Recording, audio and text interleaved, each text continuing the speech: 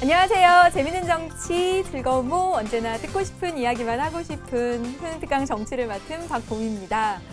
오늘 선생님이 여러분에게 소개해드릴 곳은 바로 네덜란드의 암스테르담 맞죠? 입니다. 선생님이 여행을 하다가 그 마지막 날에 이제 사실은 거기를 갈 계획이 없었거든요. 암스테르담은 갈 계획이 없었는데 마지막 날 비행기 시간은 참 늦게인데 할 것도 없고 그래서 남은 그 기차표를 가지고 독일에서 네덜란드까지 기차를 타고 참 이렇게 정말 하나의 그 유럽 연합이라는 게 하나의 정말 생활권, 하나의 국가라고 해도 과언이 아닐 정도로 이렇게 국경을 넘는다는 게 굉장히 쉽더라고요. 그래서 이 암스테르담에 갔었는데요. 여기 사진 보세요. 네. 사실은 뭐 저 사진이 훌륭하거나 그러진 않는데 저 도시에서 굉장히 특징적인 건 이렇게 건물과 건물 사이 이렇게 계속 수로같이 그래서 배로 이렇게 그게 뭐 교통수단처럼 저렇게 되어 있더라고요. 그래서 너무나 이국적인 모습에 감동을 많이 받았습니다.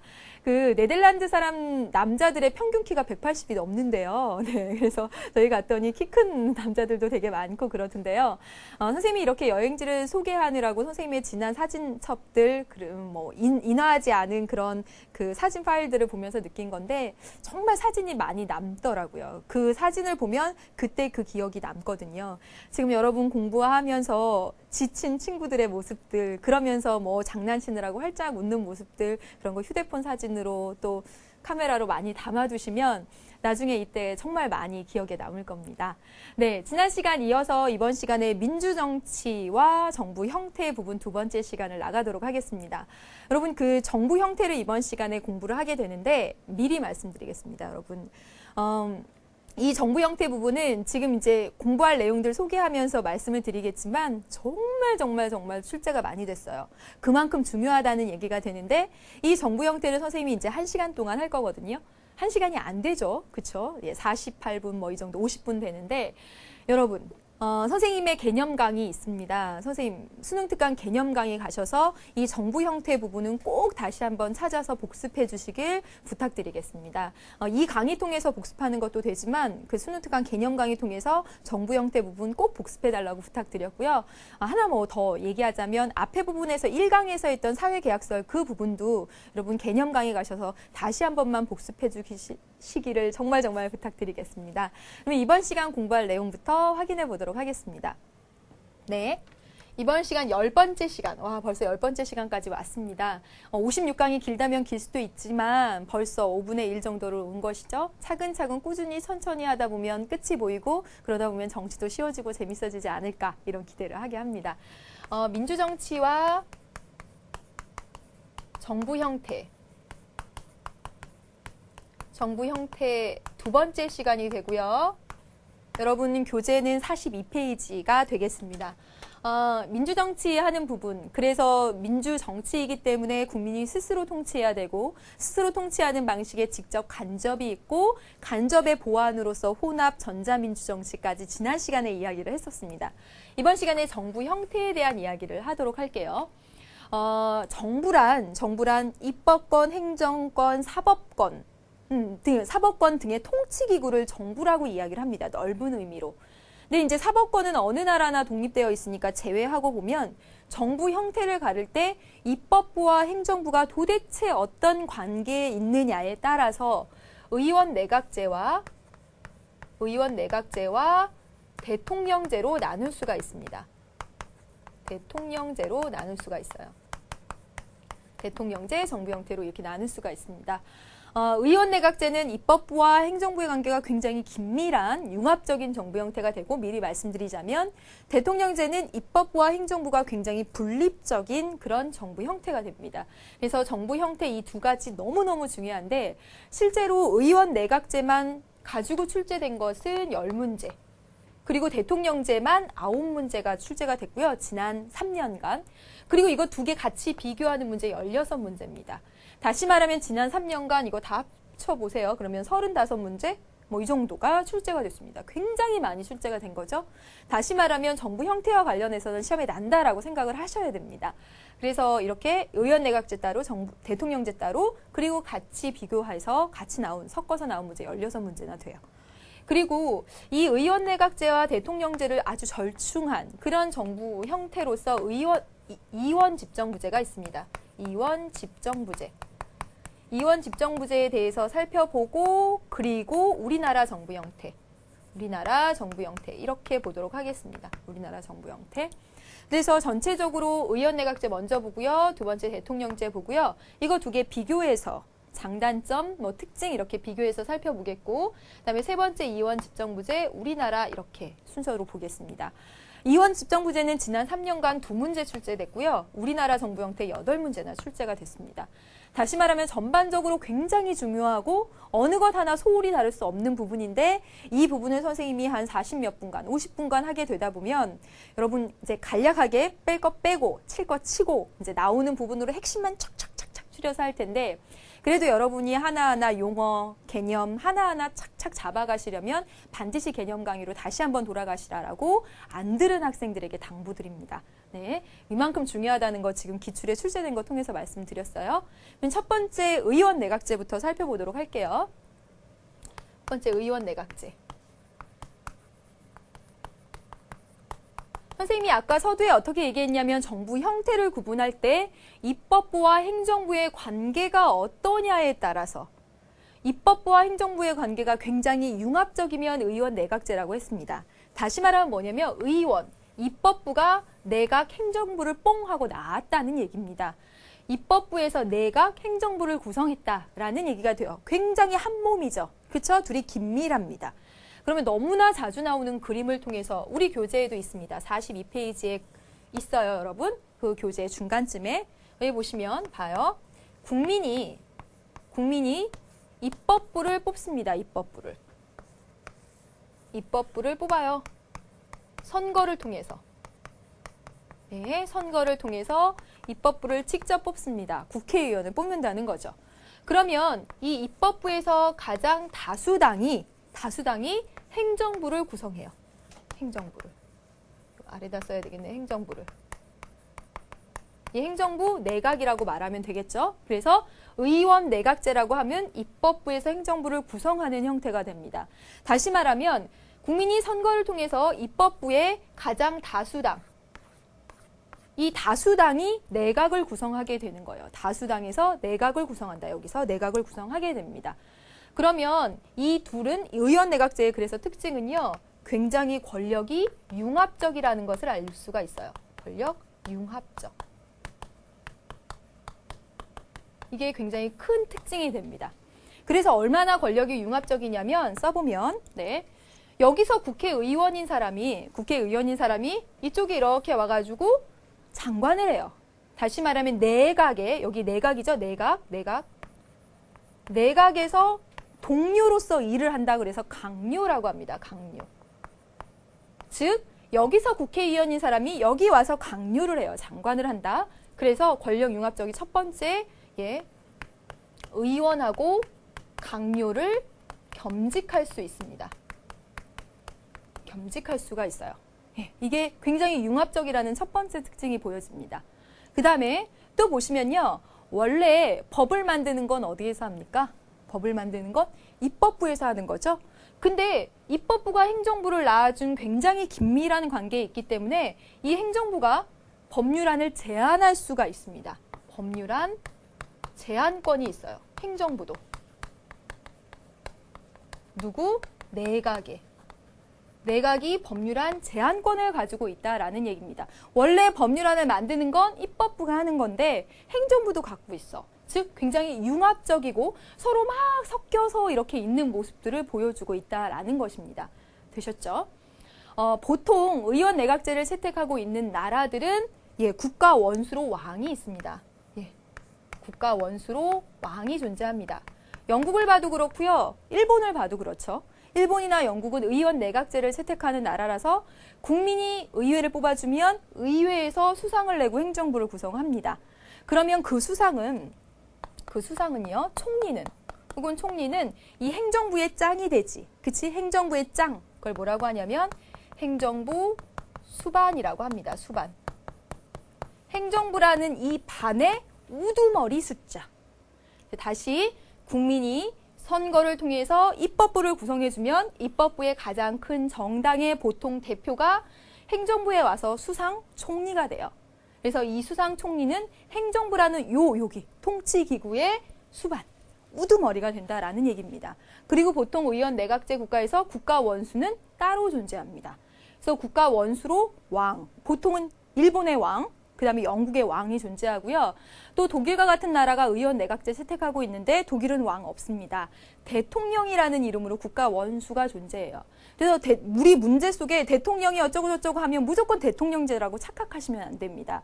총리가 있고 국가 원수로서 대통령이 존재하는 나라도 있습니다. 국가 원수의 뜻은 우리나라 전체, 국가 전체의 우두머리라는 뜻입니다. 그래서 의원 내각제 국가에서는 입법부의 다수당의 대표가 수상이 되면서 이 수상이 행정부의 짱이 되고 국가 원수가 따로 존재하는 형태입니다. 그러면서 이 입법부와 행정부가 서로 견제하는 그런 수단이 있어요. 자, 보세요. 입법부가 행정부를 구성했죠? 여기에 다수당이 여기 행정부를 구성했어요. 그렇기 때문에 이 입법부가 생각하기에 이 행정부, 내각이 잘못하면 이 내각을 불신임할 수가 있습니다. 너네 저리 가! 그만해라! 이렇게. 내각 불신임권이 있어요. 그러면 입법부가 행정부를 견제할 수단이 있으면 행정부가 입법부 견제하는 것도 있어야죠. 뭐? 의회 해상권이 있다는 겁니다. 이거 설명을 한번 해볼게요. 네, 이쪽으로 좀 나와볼게요. 이 부분을 설명하겠습니다. 입법부의 다수당이 혹은 어떨 때는 다수당이 아닐 때도 있어요. 조그만 정당들이 이렇게 연립해서 같이 연합해서 이렇게 수상을 냈다고 해봅시다. 그런데 여기 의회에서 이 내각에 대한 이제 뭐 불만, 책임, 좀 잘못했을 때 그랬을 때 내각 불신임권을 딱 해요. 너네 내각을 신임하지 못하겠어. 이렇게 내각 불신임권이 단행이 되면 이 내각, 행정부는 해산해요. 예. 아, 그래, 우리가 잘못한 거야? 그럼 우리가 모두 다 책임을 지고 총사퇴할 수가 있습니다. 그래, 우리가 잘못했으니까 나갈게. 그래서 임기가 확실히 보장되어 있지 않고요. 여기서 내각 불신임한다라는 내각 불신임권이 왔을 때 이 내각이 행정부가 우리가 잘못한 것 같아. 그랬을 때 연대 책임, 서로 다 책임을 물어서 총사퇴할 수가 있어요. 그러거나 아니면 뭐 우리를 못 믿겠다고? 우리 못 믿겠다는 거야? 우리 보고 물러나라고? 좋아. 그럼 너네 의회도 한번 해산해봐. 의회 해산권을 발동할 수가 있다는 겁니다. 이게 의미하는 바는 뭐냐면 한번 볼게요. 의미하는 바는 입법부가 의회가 내각을 불신임해서 내각 불신임권을 딱 행사하면 아 그래 우리가 잘못했어 하고 이렇게 연대 책임으로 물러날 수도 있지만 의회 너네 한번 다시 해산해보자. 의회 해산하면 의회가 없는 거죠. 그럼 뭐가 이루어져야 돼? 국민이 다시 의회 선거를 해야 되죠. 국민이 의회 선거를 통해서 전에 이 수상이 있던 그 정당을 많이 뽑아주면 계속 이 내각이 존속하는 것이고 국민한테 의회 해산해서 다시 했는데 국민도 역시 입법부랑 같은 생각으로 이 수상이 있는 이 정당을 안 뽑아주면 물러나는 것이고 이해되십니까? 의회 해산권을 통해서 국민한테 그 신임을 다시 한번 물어보는 거예요. 다시 한번 정리하겠습니다. 네, 의원 내각제에는 의회의 다수당이 여기 행정부를 구성을 합니다. 의회의 다수당이 일본도 그렇게 하고요. 영국도 그렇게 하고 있습니다. 다수당이 구성을 하는데 입법부가 행정부를 낳아줬기 때문에 입법부에서 행정부를 낳아줬기 때문에 얘가 잘못했을 경우에 불신임할래? 이렇게 할 수 있다는 거예요. 그러면 이 견제수단으로서 내각은 나를 불신임하겠다고? 너의 의회 해산해서 다시 한번 국민에게 총선거를 통해서 다시 한번 물어보자. 이렇게 해서 서로 견제할 수 있는 장치, 내각 불신임권과 의회 해산권이 있다까지 했습니다. 이해되셨을 거라고 믿고 이 부분 다시 한 번만 선생님이 정말 독일의 사례, 일본의 사례 들어가면서 개념 정치에서 했습니다. 개념 정치 들어보시면서 다시 한번 부가해서 꼭 공부하시길 바랍니다. 됐죠? 네. 그다음에 이제 두 번째입니다. 두 번째. 대통령제예요. 대통령제, 대통령 중심제라고 하죠. 자, 이것은 큰 차이가 있습니다. 국민이 입법부를 뽑아줍니다. 그렇죠? 입법부를 뽑아주고요. 그리고 동시에 국민이 행정부도 뽑습니다. 행정부 누구? 대통령을 뽑는다라는 얘기가 됩니다. 자, 여기 보세요. 이게 특징입니다. 국민으로부터 선거 화살표가 행정부로 나가 있으면 이것은 대통령제입니다. 대통령제. 즉, 둘 간의 어떤 연관성이 없어요. 그렇죠? 이렇게. 그 의원 내각제보다 크지 않습니다. 그렇기 때문에 이 대통령제는 엄격한 권력 분리평입니다. 분리평. 권력 분리평이라고 이야기를 할 수가 있겠습니다. 권력 분리평 이해되셨죠? 그래서 지금 보시면요. 국민이 입법부를 따로 뽑아주고 국민이 행정부를 따로 뽑아줬는데 자, 봐보세요. 입법부가 행정부한테 너를 신임하지 못하겠어. 물러가. 이렇게 할 수 있을까? 할 수 없지. 왜? 행정부는 그럴 거 아니야. 우리 국민이 뽑아줬어. 네가 뽑아줬냐? 국민이 뽑아줬단 말이야. 어디 나한테 불신임한다고 나가라 그래? 당연히 할 수가 없습니다. 자, 의원 내각제에서 입법부가 내각 행정부를 불신임할 수 있었던 건 입법부가 행정부를 낳아줬기 때문에 그렇습니다. 내가 낳아줬으니까 내가 못 믿겠다고 내려오라고도 할 수 있는 거죠. 근데 여기 보시면 입법부도 국민이 뽑아줬고 행정부도 국민이 뽑아줬기 때문에 그렇기 때문에 국민으로부터 정당성을 받았어요. 예, 그렇죠. 권력을 받았어. 근데 입법부가 물러가라? 이렇게 할 수 없다는 거죠. 그래서 내각 불신임권, 의회 해산권이 존재하지 않습니다. 어디 감히 행정부가 의회를 해산하라 그래. 서로 국민의 다른 지지를 이렇게 받았는데 안 된다는 거죠. 그렇죠? 대신에 이 대통령제는 엄격한 권력 분리평으로서 둘 간에 견제할 수 있는 제도적 장치가 있습니다. 입법부는 행정부의 수장을 탄핵 소추권이 있고요. 행정부는 입법부가 만든 법률안에 대해서 법률안 거부권을 행사할 수가 있습니다. 또 행정부가 어떤 독단적인 정책을 행사한다거나 뭐 권력을 행사하는 걸 막기 위해서 각종 그 정책 결정에 대해서 동의, 승인권도 입법부가 가지고 있습니다. 그래서 서로 견제와 균형을 통해서 엄격한 권력 분립을 이루려고 하고 있다라는 것 알아두시면 되겠습니다. 자, 여기서 국민이 대통령을 뽑죠. 그렇죠? 대통령을 뽑습니다. 이 대통령은 당연히 이 행정부라는 이 행정부 반의 짱이지. 행정부의 수반이면서 우리나라 대통령제 하고 있죠? 대통령 우리나라 전체의 대표죠. 그렇죠? 동시에 국가 원수입니다. 방금 전에 의원 내각제 생각해 보세요. 의원 내각제에서는 이 행정부를 구성하는 수상은 행정부의 수반일 뿐 국가 원수가 따로 있다고 했습니다. 왕일 수도 있고 혹은 대통령일 수도 있고요. 독일과 같은 경우에. 그런데 대통령제에서는요. 국민이 대통령을 뽑으면 이 대통령은 이 행정부라는 반에 으뜸이면서 동시에 국가 전체의 우두머리다라고 말씀을 드리겠습니다. 그 다음에 이 대통령제에서 정말 특징적인 사항이 하나 있어요. 그것이 뭐냐면 권력 분리평이라고 했죠? 여기랑 엄격한 권력 분리평입니다. 그렇기 때문에 이게 가능해요. 여소야대가 가능합니다. 자, 여러분 여당이 뭡니까? 집권당이죠? 다시 말하면 대통령 또는 총리를 배출한 당을 여당이라고 합니다. 자, 보세요. 여당이 조그만하고 야당이 더 크다라는 게 가능하다는 거예요. 자, 봅시다. 입법부에서는 여기 볼게요. 이렇게 해서 A당이 큰 당이라고 해봅시다. A당이 큰 당이에요. 그리고 B당은 조그만 당이에요. 이렇게. 국민이 충분히 그렇게 뽑아줄 수 있죠. A당 소속의 국회의원을 많이 뽑고 그 다음에 B당이 조금 뽑힐 수 있잖아요. 그런데 보세요. 국민이 대통령을 직접 뽑아요. 그러면서 대통령은 B당 출신이 나올 수가 있다는 거예요.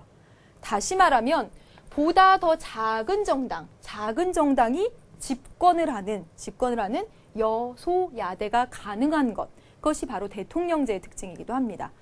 의원내각제에서는 아까 잘 더듬어 보시면 어때요? 의원내각제에서는 가장 큰 정당이 여기에 대표가 보통 수상이 된다라고 했었죠. 그렇죠? 무조건 큰 정당이 여기를 구성합니다.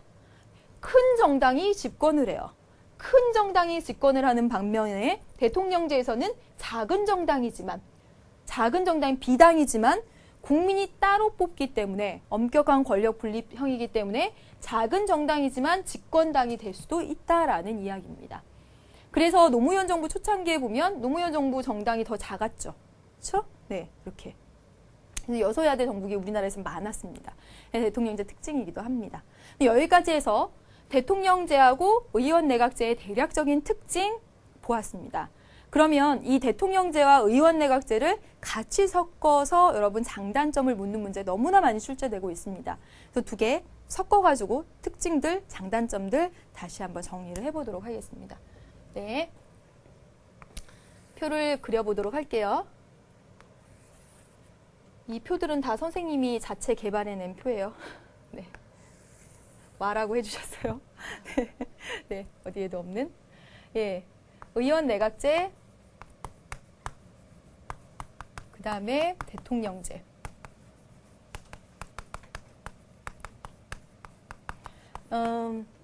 강의가 많다라고도 이야기를 합니다. 그리고 선생님이 지금 하고 있는 것은 42페이지입니다. 42페이지를 혼자 보면서 밑줄 그으면서 뭐 색깔로 칠하면서 이렇게 공부하셔도 돼요. 그렇지만 같이 이렇게 탁 이렇게 시험에 나오는 부분 위주로 정말 핵심이 되는 것 위주로 포인트 찾아가지고 이렇게 공부하는 것이 어쩌면 훨씬 더 효율적일 수 있다라고 생각을 합니다. 그래서 여러분 꼭 강의 함께 보면서 정리하시길 부탁드릴게요. 네. 의원 내각제와 대통령제의 장단점 또는 특징을 이렇게 주제를 가지고 한번 이야기를 해보도록 하겠습니다. 정치적 책임성 유무, 책임성이 민감하냐 아니냐를 보고 그 다음에 의회와 행정부와의 관계를 보고 와의 관계. 예.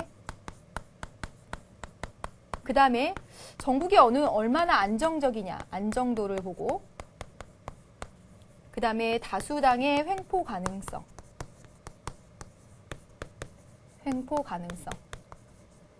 이렇게 네 가지 주제, 테마를 두고서는 이야기를 해보도록 할게요. 이렇게.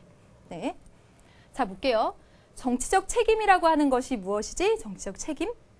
어떤 정치인이 어떤 말을 하거나 행동을 한 거에 대해서 나온 결과에 대해서 책임을 지는 거죠. 물러나는 것일 수도 있고, 그쵸? 그 자리에서 물러나는 것일 수도 있고, 선거를 통해서 판단받는 것일 수도 있고, 즉 정치인이 어떤 행동이나 행동을 한 것이나 말을 한 것에 대한 책임을 지는 것, 그 결과에 대해 책임을 지는 걸 정치적 책임이라고 합니다. 자, 여러분 보세요. 정치적 책임을 두고 봤을 때 의원 내각제하고 대통령제하고 어디가 더 정치적 책임성에 민감할까? 어디가? 의원 내각제가 정치적 책임에 민감합니다. 여러분 뭐 있었어요 아까? 내각 불신임권, 그쵸? 의회 회상권 이런 것들을 통해서 이런 그 제도적인 장치를 통해서 잘못했을 경우에 언제든지 그 내각을 갈아치우고 총사퇴를 시키고 또 의회를 해산하고 하는 등 어떤 책임질 일이 발생했을 때 어떤 정치적 결과에 대해서 바로바로 책임을 질 수 있게 하는 굉장히 민감합니다. 그래서 실제로 이런 의원 내각제에서는 임기가 딱 정해져 있지 않고요. 임기가 우리나라 뭐 4년이다, 국회의원 4년이다, 대통령 5년이다 이런 게 정해져 있지 않고 이 책임질 만한 그런 정치적 사안들이 있을 때 바로 교체가 되는 이제 민감한 그런 특징을 가지고 있습니다. 그에 반해서 대통령제는 어때? 엄격하게 어때요? 임기가 보장이 되어 있죠. 임기가 보장이 되어 있기 때문에 대통령이 잘못 저질러도 그냥 가잖아요. 정말 나라를 팔아먹거나 이러지 않은 이상 그냥 갑니다. 네, 우리나라 뭐 역사에 봐도 뭐 어떤 대통령은 정말 정치적 책임을 져야 될 만한 그런 것들을 한 대통령들도 있지만 그냥 가잖아요. 임기가 보장되기 때문에 책임이 민감하지가 않습니다. 정치적 책임에 민감하지가 못합니다. 오히려 대통령의 권한이 굉장히 세서 아주 강력한 권한을 가지고 있기 때문에 독재가 우려되기도 합니다. 독재가 나타날 가능성도 크죠. 그렇죠? 그 다음에 볼게요. 의회랑 행정부의 관계를 볼게요.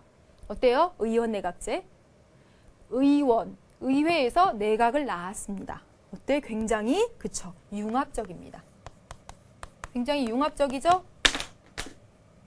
빨간색에 힘을 많이 줘서. 네. 그쵸? 왜요? 의원하고 강류랑 겸직하기도 하고. 생각나세요? 그리고 행정부에서 법률안을 제안하기도 합니다. 법률안 제안권도 있고 법률안 제안권, 겸직 뭐 등등등. 그래서 굉장히 융합적이다라는, 그래서 이게 협력이 잘 됐을 때 잘 돌아가는 그런 장점들이 있죠. 그에 비해서 대통령제는 어떻습니까? 대통령제는 어떠냐면 여소야대 정국 나타날 때 특히 심하죠. 여소야대. 집권당, 대통령이 있는 대통령이 집권한 거기에 세력이 좀 작을 때, 그럴 때 대통령의 말빨이 좀 잘 안 먹힐 때가 있을 수가 있죠. 그리고 의회가 으르렁대고, 그렇죠. 세력이 작은, 대통령이 있는 곳이 세력이 작으니까. 그래서 내각과 행정부와 특히 이랬을 때 행정부와 의회가 심각한 마찰을 빚을 수가 있고요. 해결할 수 있는 제도적 장치들이 그다지 크지가 않습니다. 그래서 우리나라 우리나라 역사를 보면 여소야대 정국이 많았고 그 가운데서 대통령과 의회 안에 이렇게 으르렁거리는 일들도 굉장히 많았습니다. 그러면 이렇게 정리가 됐습니다. 그다음에 볼게요. 이제 전국 안정도입니다. 전국이 안정적인 건 의원내각제일까 대통령제일까? 그렇죠. 대통령제가 훨씬 안정성이 조금 높습니다. 물론 의원내각제를 채택하고 있는 많은 선진국들에서 정치 안정을 이루고 있는데 이 제도만 딱 가지고 놓고 봤을 때 의원내각제와 대통령제 중에서 어떤 것이 정치 안정을 이루기가 더 용이하냐라고 했을 때는 대통령제가 훨씬 더 용이하다는 거죠. 그 이유는요. 임기가 보장되니까. 임기가 보장되기 때문에 어때요? 정책 수행의 연속성. 정책의 연속성이 있죠. 그런데 의원 내각제는 어때요? 의회 회산, 내각 불신임 하게 되면 그게 교체가 자꾸 되니까 뭐 평균 1.1년 4개월 정도라고 하더라고요. 그마다 막 교체된다고 하더라고요. 그렇기 때문에 안정도는 떨어지겠죠. 특히 어떨 때? 연립내각일 때. 네. 여러분 연립내각이 뭐죠? 연립내각? 과반수를 차지한 정당이 없어요. 그랬을 때 A당, B당, 그 다음에 C당 이렇게 해서 얘네들이 연립해서 정권을 창출했을 때, 그랬을 때 누구 하나 딱 떨어져 나가면, 그렇게 되면 언제든지 깨질 수가 있잖아요. 특히 연립내각일 때. 그래서 조그만 정당들이 막 난립할 때 그럴 수 있다는 거죠. 그렇죠? 그 다음에 볼게요. 다수당의 횡포 가능성. 여기 의원내각제가 큽니다. 단독내각을 한번 써볼까요? 단독내각. 자, 보세요. 이렇게 있고 무수히 많은 정당들이 이렇게 있습니다. 그리고 이 정당이 제일 큰 정당이에요. 자, 가장 큰 정당이 내각을 구성하는 거지? 그럼 보세요. 의회도 이 점박이 정당, 내각도 점박이 정당. 그래서 단독 내각을 구성했을 때는 어떤 한 정당이 큰 정당이 있을 때는 그 큰 정당이 의회도 다 차지하고 내각도 차지해서 다수당의 횡포가 나타날 수 있는 가능성이 좀 더 크다라는 것입니다. 근데 이쪽으로 딱 가볼게요. 대통령제는 이렇게 작은 여소야대에서 막 큰 정당이 막 횡포를 부리려고 할 때 대통령이 뭐 하면 돼요? 대통령이 법률안 거부권 행사하면 되지? 법률안 거부권이라는 견제 장치가 있기 때문에 다수당의 횡포를 견제할 수 있는 그런 장치가 있습니다. 여러분 자 보세요. 지금 4가지 주제를 가져다가 이렇게 정리를 해봤습니다. 정치적 책임은 의원 내각제가 보다 더 민감하고 의회 행정부의 관계가 굉장히 융합적이라서 협동이 잘 됐을 때 굉장히 잘 굴러가는, 즉 이 측면에서 의원 내각제의 장점을 이야기할 수가 있죠. 그렇죠? 근데 전국 안정도나 다수당의 횡포 가능성은 의원 내각제가 좀 떨어지게 되고 다수당의 횡포 가능성은 높기 때문에 이게 의원 내각제의 단점이 되겠습니다. 마찬가지로 대통령제는 임기가 보장되기 때문에 정치적 책임에 민감하지 못하고 특히 여소야대 정국이 있었을 때 이 대립이 극심해지는 그런 문제점이 있어서 이거 단점으로 이야기를 할 수가 있겠습니다. 그리고 여기 보시면 이게 임기가 보장돼서 정국이 안정적이다. 정책의 연속성이 있다. 법률안 거부권으로서 견제할 수 있다는 장점 측면의 이야기가 되겠습니다. 그래서 주제를 딱딱딱 가져다가 한번 해봤고요. 그다음에 또 하나만 더 여러분에게 말씀을 드리자면 의원 내각제는 법률안 제안입니다. 제안권이 있는 거예요. 누가? 내각이. 대통령제는 법률안 거부권이라는 특징입니다. 대통령제 법률안 거부권, 의원 내각제는 법률안을 제한할 수 있다. 이렇게 보시면 되겠습니다. 그래서 여기까지 해서 지금 의원 내각제와 대통령제 너무너무 중요한 이 내용 가져다가 이야기를 해보았습니다. 잠깐 쉬었다가 여러분 이원 집정부제 그리고 우리나라까지 마저 정리해 보도록 하겠습니다.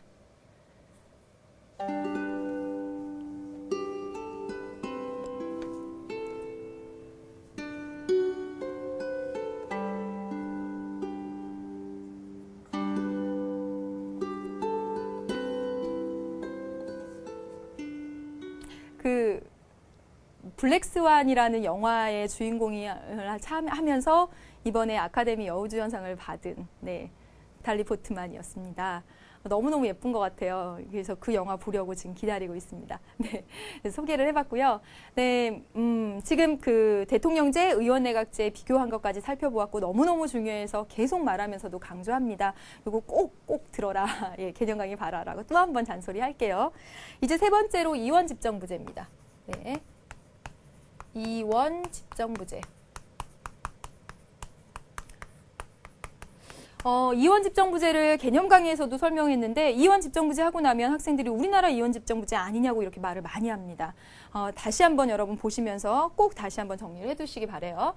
이 원자가 으뜸 원자라고 했습니다. 이게 두 이자예요. 두 개의 으뜸인 사람들이 집권하고 있는 정부 형태. 이것이 바로 이원 집정부제입니다.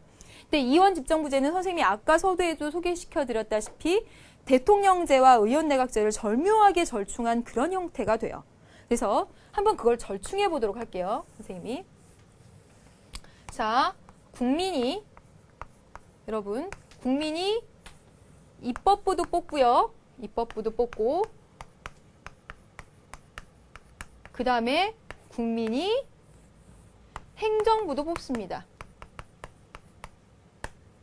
이쪽으로 좀 옆으로 그리겠습니다. 여기 옆으로 그린 이유가 있어요. 행정부도 뽑습니다. 자, 이쪽으로 화살표가 이렇게 쭉 나갔네요. 그렇죠? 여기 나가면 선생님이 뭐라 그랬지? 대통령제의 특징이라 그랬죠. 다시 말하면 국민이 선거를 통해서 대통령을 뽑았어요. 대통령을. 왜 대통령제의 특징이지? 그치? 근데 동시에 의회가 행정부의 총리를 선출합니다. 의회가 지명을 해서 선출하면요. 대통령이 임명을 하거든요. 예, 행정부에서 임명을 하는데 자 보세요. 이쪽으로 화살표가 이렇게 나갔네요. 그럼 이건 뭐야? 의원 내각제의 특징이지. 다시 말하면 이원 집정부제라고 하는 것은 이렇게 입법부가 내각을 구성하는 측면에서는 의원 내각제. 근데 국민이 대통령을 직접 뽑는다는 측면에서는 대통령제의 모습을 절묘하게 절충한 겁니다. 그러면서 여러분 이 안에 보시면 행정부 안에 보면 대통령이라는 그리고 총리라는 두 개의 으뜸이 같이 정치 권력을 잡고 있기 때문에 이원 집정부제라고 이야기하는 겁니다. 자, 우리나라에 대통령이 있습니다. 그리고 우리나라에 총리 있죠. 그래서 우리나라 이원 집정부제라고 생각하시면 안 됩니다. 그렇죠? 왜냐하면 의회 다수당의 대표가 총리가 되지 않거든요. 의회 다수당의 대표가 우리나라는 총리 되는 거 아닙니다. 그렇죠? 네, 그 차이가 있기 때문에 우리나라 이원 집정부제라고 하면 안 됩니다. 되셨죠? 그럼 보겠습니다. 보통은 대통령은요, 국방, 외교를 담당하고요. 외교를 담당하고 총리는 국내 정치를 담당하게 됩니다. 네, 그래서 이렇게 두 개로 나눠져서 해요. 근데 국가가 아주 위급하거나 긴급한 상황이 되면 이 국내 정치 담당하는 것까지 대통령이 가지고 와서 대통령의 권한을 대통령이 일원화합니다. 국가가 긴급한 상황이 되면. 그 다음에 보세요. 지금 보시면요. 입법부가 총리를 뽑아줬으니까 총리에 대한 내각 불신임권을 행사할 수가 있어요. 되셨죠? 뽑아줬으니까. 여기 뽑아줬으니까 불신임권 행사할 수 있다. 행사할 수 있다. 까지 이야기를 하겠습니다. 그래서 의원 내각제, 대통령제의 특징들을 가지고 있다라는 거예요. 다. 그 다음에 보세요. 또 하나 중요한 거 이야기를 할게요. 자, 보세요. 입법부에 여기 다수당, A당이죠? 그러면 다수당의 대표가 보통 총리가 되니까 총리는 A당 출신입니다. 됐죠? 그렇죠? 그런데 국민들이 대통령은 여기 B당 출신으로 뽑았다라고 해봅시다. 대통령은 국민들이 직접 뽑으니까. 그렇죠? 그럼 자 보세요. 행정부 하나 이 내부에 A당 출신의 총리와 B당 출신의 대통령이 같이 있습니다. 그렇죠? 어울리지 않는 애들이 그냥 같이 살고 있어. 그래서 우리는 이런 형태 뭐라고 하냐면 동거정부라고 이야기를 하고요. 이 이원 집정부제를 하고 있는 프랑스 역사를 거슬러 올라가 보면 이 동거정부를 한 사례들이 많이 있습니다. 즉 어울리지 않은 이념이 다른 정당들이 같이 집권을 한 거예요. 물론 좋은 점은 있습니다. 좋은 점은 뭐냐면 서로 견제, 그러면서 균형 한다는 좋은 점이 있지만 서로 이념이 다른 애들이 몰렸기 때문에 뭐 정책 결정의 혼란이라든가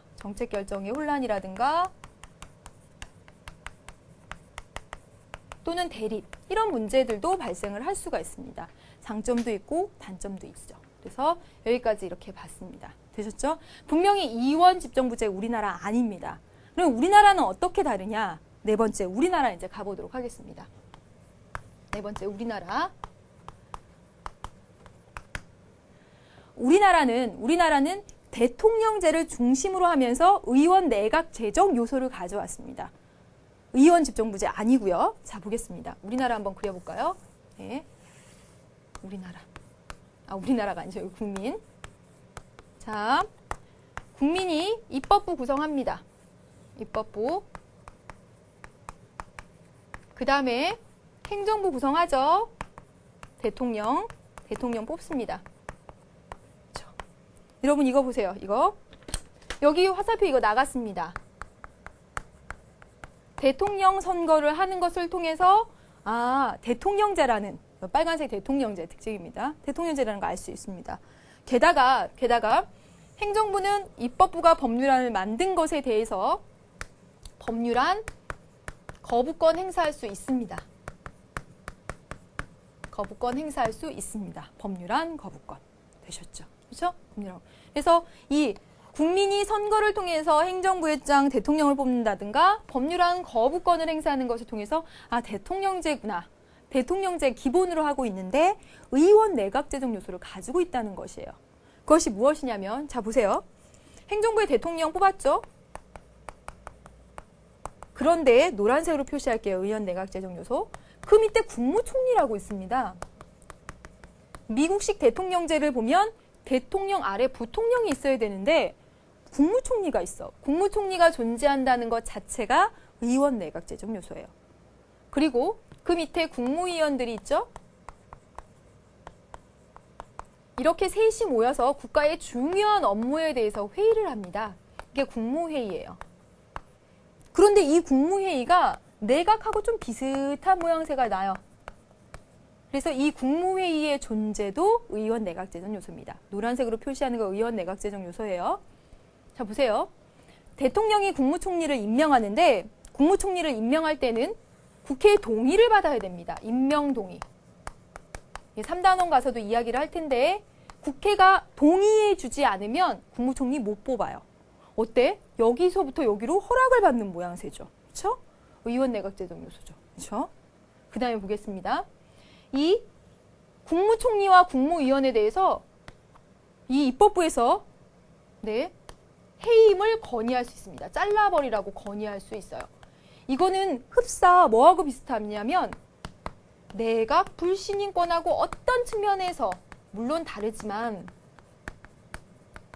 얘네들 못 믿겠어 하는 거랑 얘네 좀 해임하시 좀 자르지 라고 대통령에게 건의할 수 있는 권한을 유사한 그런 모양새를 지니고 있습니다. 또 이 국무위원은요. 국무위원 장관들 이 국무위원들은 여기 입법부에 가가지고 이 국회에 가서 국회에 출석해서 발언한다거나 또 여기서 장관하면서 여기서 국회의원 하면서 장관을 겸직할 수 있습니다. 놀랍네. 그렇죠? 그다음에 또 보면 이 행정부는 입법부의 법률안을 제안할 수가 있어요. 자, 이제 정리하겠습니다. 우리나라는 분명히 이원 집정부제 아니고요. 우리나라 대통령제 기반으로 해서 의원 내각제정 요소들을 갖추고 있습니다. 어찌 보면 의원 내각제정 요소들이 더 부각이 되죠. 왜냐하면 대통령제하고 있는데 특이한 것이기 때문에 이것들을 가져다 시험 문제에 많이 납니다. 그럼 자 보세요. 빨간색. 행정부와 입법부와 서로 엄격히 나눠져 있는 그런 형태를 보이고 있는 것. 국민이 뽑아준다. 따로 구성한다. 그리고 입법부가 만든 법률안에 대해서 거부권을 행사함으로써 견제하고 있는 이런 거 대통령제의 그런 모습들입니다. 그런데 행정부도 법률안을 제안할 수 있고 행정부 여기 내각을 구성한 내각이 아니라 국무회의의 국무위원이 국회에 가서 발언을 한다거나 하는 서로 굉장히 왔다 갔다 하죠. 그렇죠? 친하죠. 친하고 있는 모양새들은 다 의원 내각 제정 요소입니다. 법률안 제안하고 또 국무총리 임명하는데 국회의 동의를 받고 그다음에 국무총리나 국무위원에 대해서 잘라버리라고 건의한다든가 여기 모여가지고 하는 회의는 내각이랑 비슷하다거나 하는 것들이 의원 내각 제정 요소다. 다시 한번 강조해서 말씀드리겠습니다. 시험에 너무너무 많이 나니까 선생님이 강조를 합니다. 자, 여기까지 정리를 했고요. 지금 정부 형태 부분이 어떻게 시험 문제에 나오고 있는지 한번 표 보면서 말씀을 드리도록 하겠습니다. 어떻게 나왔는지 보여주세요. 네. 고2 2009년 6월이고요. 이거 너무너무나 유명한 사실 그림들입니다. 지금 보시면 국민으로부터 입법부 화살표 하나 나갔으니까 바로 의원내각제라는 거 알 수 있고 더군다나 서로 이렇게 견제할 수 있는 것으로 의회 해산권 그리고 내각 불신임권이 있다라고 이거 기억하고 계시죠? 그다음에 여기 보세요. 대통령제입니다. 바로 아셔야 되죠? 국민이 선거를 통해서 행정부를 구성하고요. 그다음에 이 행정부는 입법부에 대해서 법률안 거부권으로서 그리고 행정부가 어떤 정책 결정을 하는 데 있어서 동의 승인권으로서 그리고 탄핵 소추권으로서 견제하고 있습니다. 그래서 대통령제죠. 이게 미국식이라고 하면 우리나라 한번 보세요. 미국 물론 간접선거 하지만 우리나라 보겠습니다. 이게 우리나라예요. 자 보시면 국민이 선거를 통해서 대통령을 임명하고요. 그 다음에 보세요. 국회가 국무총리나 강요에 대해서 해임 건의권을 가지고 있다. 즉, 이 얘네들을 잘라버리겠다, 믿지 못하겠다 하는 거 어느 측면에서 보면 내각 불신임권과 아주 유사함. 그래서 의원 내각 제정 요소라고 할 수 있고 국회의 국회의원이면서 동시에 강요를 할 수 있는 즉 장관을 할 수 있는 겸직 가능하다는 의원 내각 제정 요소 가지고 있습니다. 그래서 전반적으로 대통령제의 모습, 의원 내각 제정 요소 가지고 있는 그림으로 설명이 됐습니다. 다음 보시죠. 2008년 수능이었습니다. 여러분 보세요. 다 이런 식으로 되는데 가장 보세요. 국민이 행정부 수반을 선출하는가, 대통령을 선출하는가. 국민이 선출하면 행정부 수반, 대통령을 선출하면 여기 대통령제가 되고 행정부 수반을 선출하지 않으면 이 행정부 수반 수상이 되면서 이쪽으로 가는 거죠. 대통령제. 그렇죠? 그래서 의회가 행정부 수반을 선출하면 의회가 행정부 수반을 낳았으니까 여기 의원 내각제가 되는 거죠. 그렇죠? 이렇게 도식화해서 또 다른 그림으로 표현이 됩니다. 그러니까 지문에 나와 있는 거, 표에 나와 있는 거 토대로 해서 여러분이 알고 있는 대통령제, 의원 내각제 특징, 그리고 장단점들 이렇게 맞춰가면서 이렇게 공부를 하셔야 되겠죠. 네, 보겠습니다. 그다음에 여러분 보세요. 권력의 융합 정도라고 했고 정책 수행의 일관성, 그 다음에 정치적 책임의 민감도 우리 다 건드렸던 부분입니다. 지금 보세요. 점선으로 돼 있는 거 볼게요. 권력 융합 정도가 높네요. 어딥니까 이거? 바로 의원 내각제임을 알 수가 있죠. 그렇죠? 그럼 의원 내각제 바로 특징이 나오지. 이쪽으로 가보세요. 정치적 책임의 정도도 굉장히 높고 그러나 정책 수행의 일관성은 낮죠. 그렇죠? 자주자주 교체될 수 있으니까. 임기가 정해진 어디에서 대통령제에서 정책 수행의 일관성이 높고 이게 대통령제가 A가 되겠네요. 권력 융합 정도는 낮죠? 분리평. 그렇죠? 그 다음에 정치적 책임의 민감도 낮다라고 했습니다. 임기가 보장되어 있으니까. 그래서 이렇게 찾아낼 수 있는 것. 역시 하나하나의 주제 가지고 여러분 기억하신 거 토대로 해서 하시면 될 것 같아요. 네, 다음 보겠습니다. 2008년 4월 문제입니다. 여러분 자 보세요. 네? 야당이 있고요. 나머지 집권당이 행정부를 구성하네요. 저 겹쳤죠. 어디? 입법부랑 행정부랑 이렇게 겹친 부분이 나왔잖아요. 즉 입법부에서 행정부를 낳아주는 거죠. 유권자는 어디만 선출했어요? 지금 보세요. 의원만 선출했죠. 우리가 기존에 봤던 그림과 다른 그림이지만 역시 유권자가 입법부만 구성하고 입법부의 집권당이 행정부랑 이렇게 겹쳐지는 부분을 통해서 이 그림이 의원 내각제라는 걸 알아낼 수 있어야 됩니다. 되셨죠? 다음이요. 자, 보겠습니다. 2010년 10월입니다. 문제 읽어보면 이 정부 형태 뭔지 여러분 알아맞혀 보십시오.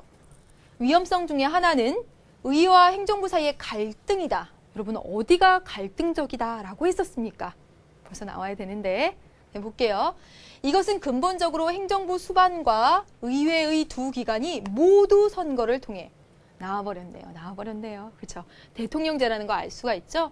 그래서 보면 이 행정부 수반과 의회가 모두 국민으로부터 나 지지받아서 됐어 라고 하기 때문에 여기 서로 이렇게 다투는 상황들이 나타난다라고 했습니다. 그래서 마지막 줄 읽어보면 특히 이러한 갈등은 행정부 수반의 소속 정당이 의회에서 소수파가 되는, 즉 행정부 수반 여당이 작은 여소야대 상황이 되는 그런 상황에서 심각하게 나타난다라고 지문에 또 나왔습니다.